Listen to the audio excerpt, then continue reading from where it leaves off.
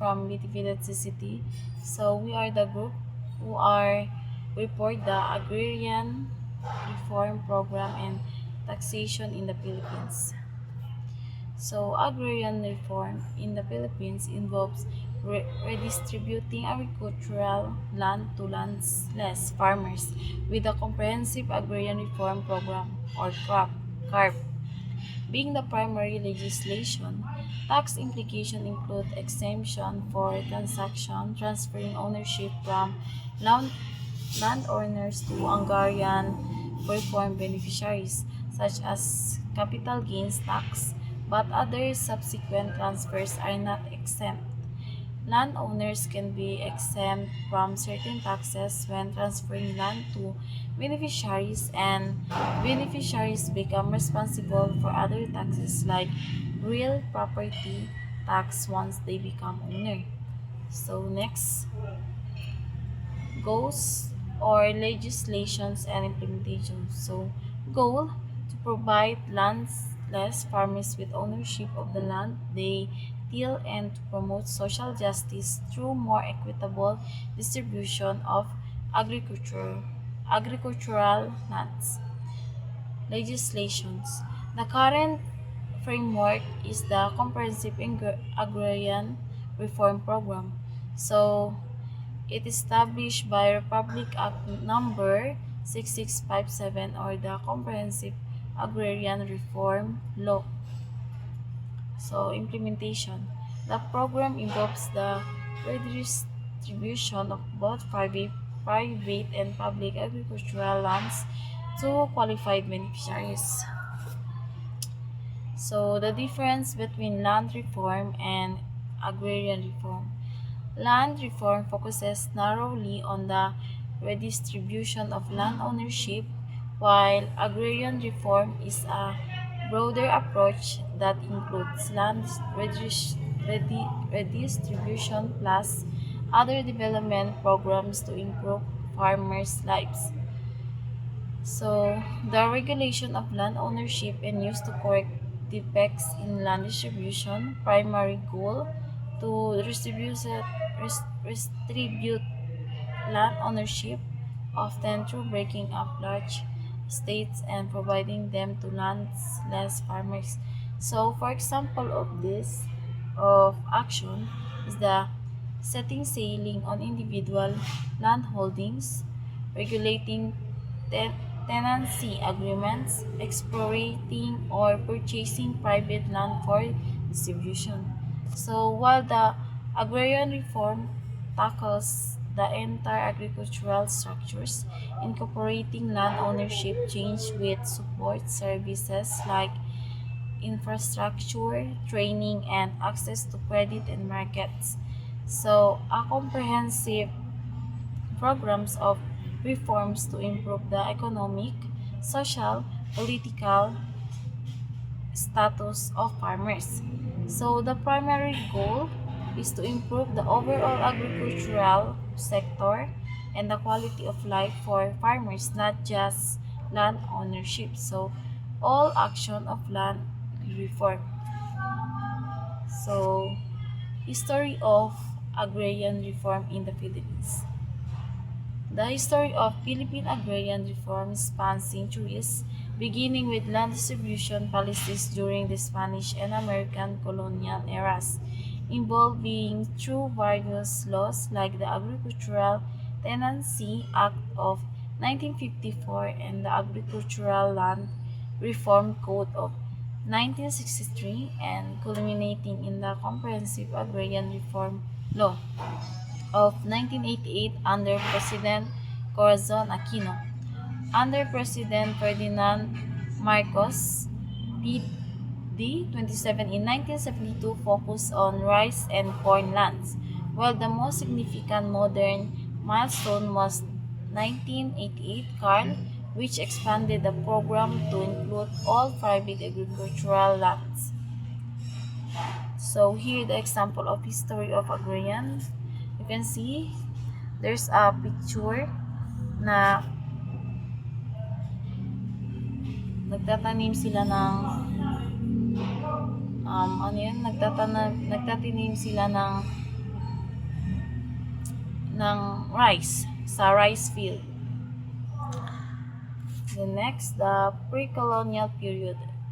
In pre-colonial period Philippines, there was no formal agrarian reform because land was communally owned by the barangay and accessible to all families for farming. Social status did not dictate land ownership, as even the lowest classes had access to cultivate land. The concept of private land ownership and the resulting need for agrarian reform began with the Spanish colonial period, which replaced communal access with a system where land was granted to Spanish authorities and settlers. So in Communal communal land access. In the pre-colonial era, land was communally owned land. Families had access to it for cultivation, primarily through the barangay system. No formal reform, the concept of agrarian reform as a formal policy did not exist because there was no private ownership of land to reform. In social structure, while social classes like datus, maharlikas, and aliping mamamahay existed, all classes had access to land and rice was used as a medium of exchange.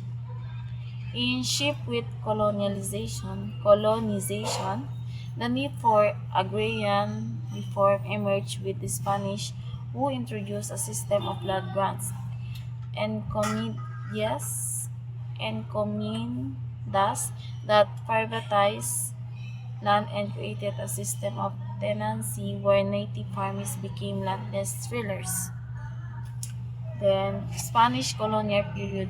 During the Spanish colonial period, agrarian reform in the Philippines was characterized by introduction of private land ownership system like the encomienda and hacienda, which concentrated land in the hands of a few, primarily Spanish colonizers and displaced native farmers. The Spanish crown awarded vast tracts of land to religious orders, fire lands, military personnel, and loyal officials, making natives mere tenants or laborers and creating a system of social and economic inequality that sparked peasant revolts. So, First Philippine Republic. The First Philippine Republic had intention to implement agrarian reforms to the Malolos Constitution, which included confiscating large extent like fry lands, but the plan was never realized because the public was short-lived. Therefore, there was no practical agrarian reform legislation or program during the First Philippine Republic. It was a brief and unfinished project. Agrarian reform was developed in earnest during the American Commonwealth and subsequent president periods. Agrarian Agrarian reform during the First Philippine Republic, Malolos Constitution, President Emilio Aguinaldo government included a provision to confiscate large estates, primarily fire lands, with the intention of implementing agrarian reform. Unrealized plan due to the republic short lifespan, this plan was never put in action. No concrete legislation, no specific laws or programs were enacted to address agrarian reform during this period. So here in Spanish land policies and their impact. So here the encomienda system. Initial Spanish officials were granted large tracts of land with the right to collect this tribute from the inhabitants. So in hacienda system, this was a system of large estates, many of which were owned by religious order. So in Pueblo agriculture, the Spanish government also organized native rural communities in pueblos where each family was given a small plot of land to cultivate. Then forced lands registration. Royal decrees sometimes required landholders to register the titles, but the process of disadvantaged indigenous communities who lack the legal knowledge and resources to comply. In origin of agrarian unrest, the land policies can result in exploitation, including land grabbing by religious orders, full-led widespread agrarian unrest, and peasant revolts throughout the colonial period, and lack of effective reform. While some laws regarding land registration were passed, they largely benefited the Spanish elite, and no significant land reform or redistribution occurred to address the fundamental inequality and dispossession of the. Good evening everyone, my name is Jean Katie Bonaflor. So I will be discussing about American colonial period. During the American period, the Philippines implemented agrarian reforms laws like 1903 Public Land Act, introducing homesteading, and the 1933 Tenancy Act, establishing profit sharing, but these were largely ineffective due to poor implementation and concentrated land ownership. The introduction of the torrent system for land titling also inadvertently worsened the situation by facilitating land grabbing by the elite, which led to continued peasant unrest in the 90s and 1930s, 1920s to 1930s. So land laws like the 1903 Public Land Act and the 1933 Tenancy Act aimed to reform land ownership but failed due to corruption and land grabbing by the elite, causing peasant unrest. Here are the key laws and policies and outcomes and the impact. Let's proceed to Commonwealth period. During the Commonwealth period, agrarian reforms efforts were initiated in the Philippines to address farmer grievances over debt and unfair sharecropping system. But the progress was limited and often overshadowed by continued land inequality and violence. Key initiatives included the Right Share Tenancy Act of 1933, Commonwealth Act No. 178, 1936, and Commonwealth Act No. 461, 1937, which sought to regulate tenancy, ensure a fair 50-50 crop share, and protect tenants from arbitrary dismissal. However, issues like limited applicability of laws, landless farmers, absentee landowners, and ongoing tenant unpricings, and such as Shakdalista movement hindered the effectiveness of these reforms. So, Commonwealth period efforts included laws like the 1933 Right Share Tenancy and Tenancy Act and Act in 1937 to protect tenant farmers, out limited land reforms, and ongoing conflicts kept and inequality and unrest alive. And here are the key initiatives and their impacts. Let's proceed to post-independence period. During the post-independence republic 1946 to 1972, agrarian reforms in the Philippines was characterized by attempts to address severe land tenure problems and peasant unrest through various legislative acts under the succession of presidents. These efforts, however, faced significant challenges due to resistance from land-owning elites and were largely unsuccessful in achieving widespread and redistribution. So, post-independence, 1946 to 1972, land reforms struggled due to resistance from landowners, making widespread redistribution unsuccessful. Let us proceed to Japanese occupation. During the Japanese occupation, agrarian reform was largely driven by the Hukbong Bayan Laban sa Hapon movement in the Philippines, which seized large estates and redistributed land peasants.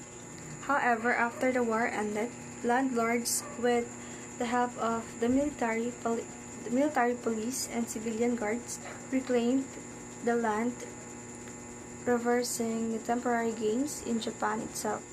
The post-war land reforms was implemented by the occupation authorities and was considered very successful, significantly reducing the power of large landlords and turning most tenants into owner farmers.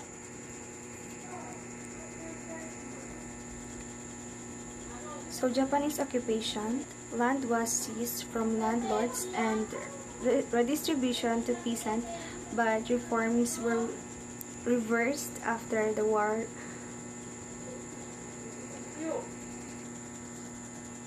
So after the war, favoring landlords again. Proceeding to Philippine Republic, the term Philippine Republic refers to several states in the Philippines history, most notably the First Philippine Republic 1899 to 1901, established by Emilio Aguinaldo after declaring independence from Spain, and current Fifth Philippine Republic 1987 present, which is the present, the republic with its government structured around elected president, a bicameral Congress and an independent judiciary. So Philippine Republic is the country's current government structure was established in 1987 with land reforms still ongoing but facing challenges. So historical Philippine Republic. The first republic was in 1899. The current Fifth Republic stated in 19. The President Carlos Garcia, fourth President of the Third Republic of the Philippines, term March 18, 1957 to December 30, 1961. So famous for his austerity program and policy, he maintained the strong tradition ties with the United States and so closer relation with non-communist Asian countries.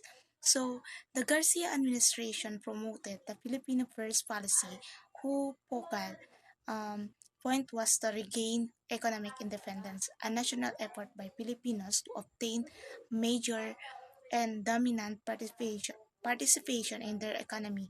His support patronizing and implement um, Filipino product and services, so import and currency control favorable for the Filipino industry. Fifth President of the Third Republic of the Philippines, term December 30, 1961 to December 30, 1965. Poet, politician, lawyers, diplomat, statesman, economist, and intellectual. Born to poverty but rose due to the diligence and brilliance, best known as the champion of the common man and the poor boy from Lubao. President Diosdado. On May 12, 1962, President Diosdado Macapagal issued Presidential Proclamation Number 28, which is declared June 12 a special public holiday throughout the Philippines in commemoration of our people's declaration of their inherent and unalienable right to freedom and independence. On August 4, 1964, Republic Act Number 4166 renamed July 4 holiday as Philippines Republic Day, proclaimed June 12 as a Philippine Independence Day, and enjoy all citizens of the Philippines to observe the letter with the befitting rates. So President Ferdinand Marcos signed Republic Act Number 6389, or the Code of Agrarian Reform, which is create the Department of Agrarian Reform (DAR). So he also signed the Presidential Decree Number 27, which is provide the detained land devote to rice and corn to pass the ownership to the tenant and lowered. So the ceiling for landholding to prevent the head-touchers. So there was also levels as refinery and sectors. It is was a designed to make them useful, dignified, responsible and progressive partner initial growth. And during his term, also the organization of New People, Army, and National Democratic Front. Corazon Aquino in 1986 to 1996. So come to a power after the 1986 EDSA People Power Revolution. First woman president and symbol of democracy, created the 1987 Constitution restoring the democracy, reop- reopened Congress and restored the civil liberties. So enacted by Comprehensive Reform Program, which is CROP, the most important agrarian law in the Philippines history was passed under the term which is RA 6657. So comprehensive agrarian reform law was founded 50 billion pesos from the national government, but no new tax law was created. In 1988, President Aquino signed Republic Act number 6657, popularly known as the Comprehensive Agrarian Reform Program or CRAP. It is in this act agrarian reform is defined as distribution plans regarding foods, fraud, procedure, farmer and regular farm. So next is Faida Ramos in 1992 to 1998. So former military general who brought stability after the Aquino's term. His contribution helped turn the country's economy into a rising signer a peace agreement with the river groups, improve the infrastructure, and resolve energy crisis. He strengthened crop and improved its implementation. Article 7881 to 1995. So, Jose Estrada in 1998-2000, a farmer action who won by a landslide. His contribution anti-poverty program Lingap para sa Mahirap, strengthen agriculture through support the program continue peace talk with MILF preside after EDSA 2. His goal was to help poor farmers era para sa mahirap. So, in Gloria Macapagal, 2000 to 2010, served 99 years, the second longest after the Marcos. His contribution are economic growth and high GDP, performance modernized tax system event.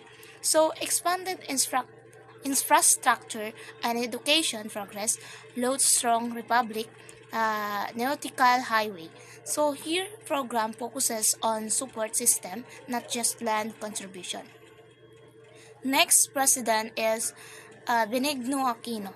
So in 2010 to 2016, is also known as Noynoy Aquino. Used the Ang Matuwid anti-corruption campaign, contribution, strong economic growth, investment grade writing, past K-12 education law.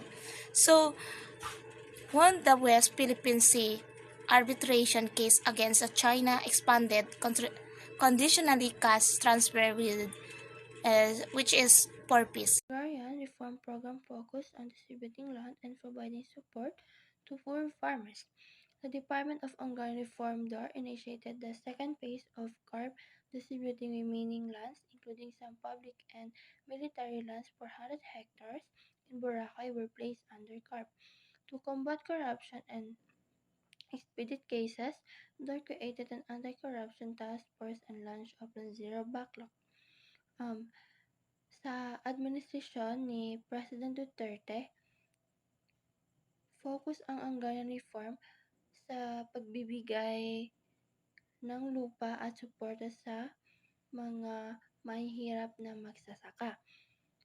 Um, ang Department of Agrarian ay nagpatupad ng ikalawang phase ng CARB na nagbibigay ng mga natitirang lupa kasama ang ilang lupaing pampubliko at militar.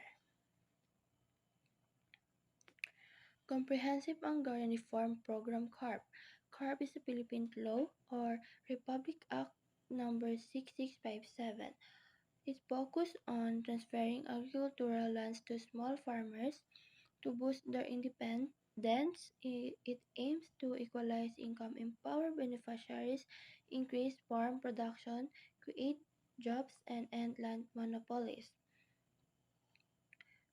Ang CARPER o ang Comprehensive Hungarian Reform Program Extension ay ipinasa bilang isang amend- amendatory law o ang deadline para sa pag-assign ng mga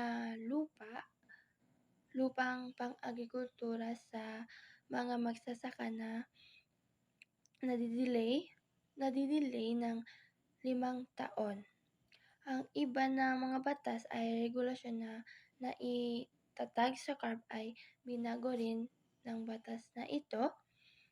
Nilagdan ito bilang batas noong Agosto 7 or August 7, 2009 na may deadline ng kumpleto noong 2014.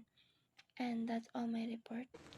So my name is Aisha Istihare Wakar and from CCT 2C, and I'm going to talk about what is taxation.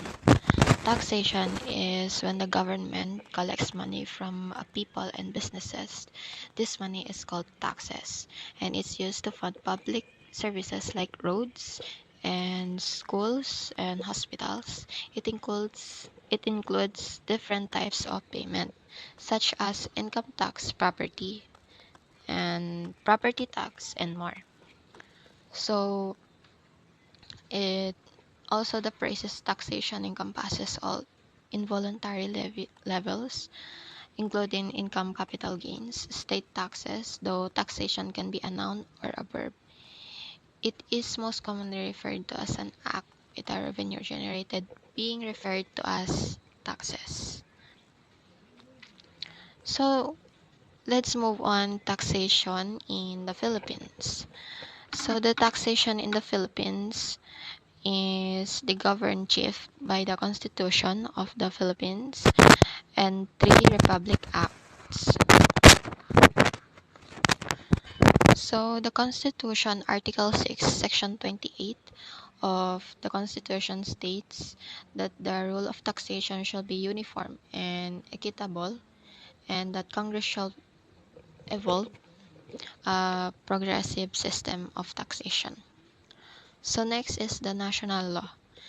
National Internal Revenue Code, enacted as Republic Act number 8424 or the Tax Reform Act of 1977, subsequent laws amending it. The law was most recently amended by a Republic Act number 10963 or the Tax Reform to Acceleration and Inclusion Act. Next is the local laws.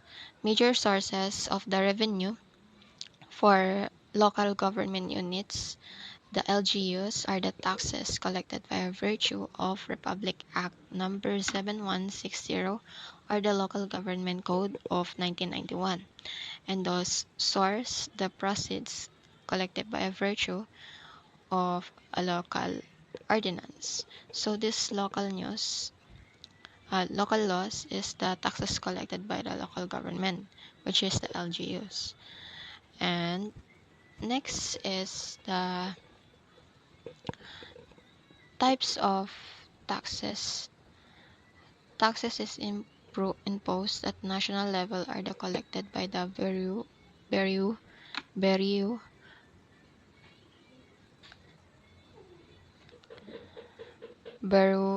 of Internal Revenue or BIR, while those imposed at local level. So the taxes imposed by national government of the Philippines include but are not limited. So number one is the income tax. So this income tax is the government imposed income taxes on financial income generated by all entities within their jurisdiction, including individuals and businesses. So the corporate tax, this type of tax is imposed in the profit of the business. The capital gains, a tax on the capital gains, is imposed on any capital gains or profits made by people or businesses from the sale of certain assets, including stocks, bonds, or real estate. So next is the property tax. Property tax is assessed by a local government and paid for by the owner of a property. This tax is calculated based on the property location and how it is used. The inheritance, a type of tax leveled on individuals who inherit the state of deceased person. So the sales tax, consumption tax leveled by a government on the sale of goods and services. This can take the form of value added tax, a goods and services tax, and state provincial sales tax or an excise tax. So let's move on to the purpose and justification of taxation. So the purpose and justification of taxation. Taxation most basic role is fund government and spending. Throughout history, several justification and explanation for taxes have been provided. Early taxes are used to sustain the ruling classes, recruit armies, and construct fortifications. The power to taxation was frequently derived from divine or supernatural authority.